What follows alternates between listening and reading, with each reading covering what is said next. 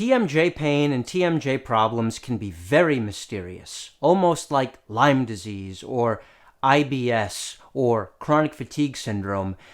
Sometimes it's so hard to pinpoint where the pain is coming from or why it exists that it can be written off as primarily psychosomatic in nature. In other words, is the pain real or are you just a little crazy? Is sometimes the reaction that patients get from their doctor. What's often overlooked is the deep interconnection between airway problems and TMJ problems. And in this video, what I want to suggest is that airway problems inevitably become TMJ problems. Sometimes it goes the other way around, but hear me out on this connection.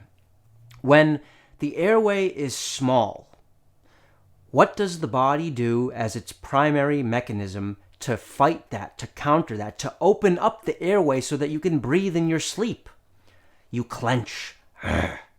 You stiffen your facial muscles. You brux. Basically, you bite down, sometimes maybe jutting the lower jaw a little bit forward like this. In your sleep, you don't even realize you're doing this. And what does that do? It stiffens the airway. When we clench, it makes the airway more erect. And so, bruxism is yet another maladaptation to deal with the body's primary need, the primary directive, which is to breathe, to oxygenate. I've talked about in the past how nerd neck, in other words, chin forward head posture, can be one maladaptation to a small airway. Because when we go like this, and we stick our chin forward, we curve our neck, and we look like Napoleon Dynamite, that opens up our airway to help us breathe. Bruxism is an analogous maladaptation. The problem is, bruxing is not only destructive to the enamel of your teeth, is not only harmful to your facial muscles, causing tension and resulting headaches and craniofacial pain, but it's also going to lead to overuse injuries of the temporomandibular joints, similar to runner's knee. What happens when you run too much with imperfect posture? You get your knees bummed out. It's almost like the body is only designed to take so much wear and tear on certain joints before those joints just give out.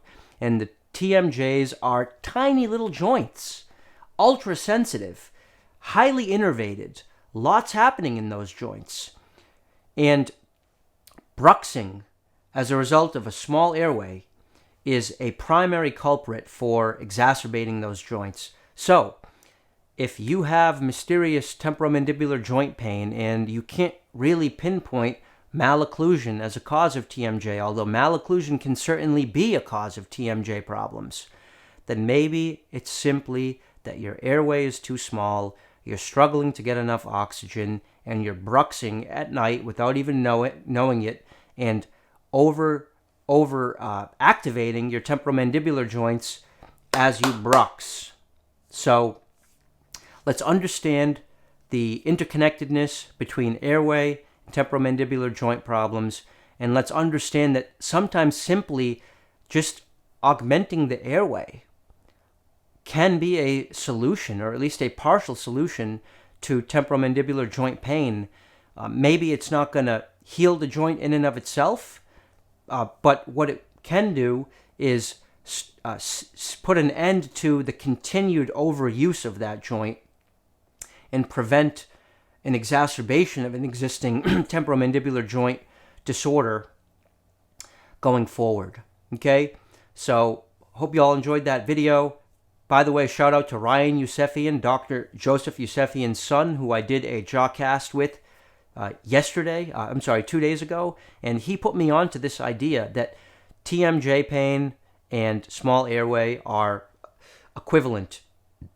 One leads to the other, and we need to be aware of that fact. Hope y'all enjoyed that video. Check y'all soon. Stay tuned for my JawCast episode with Ryan Yousefian to be aired in the coming weeks. Have a good day. Peace out.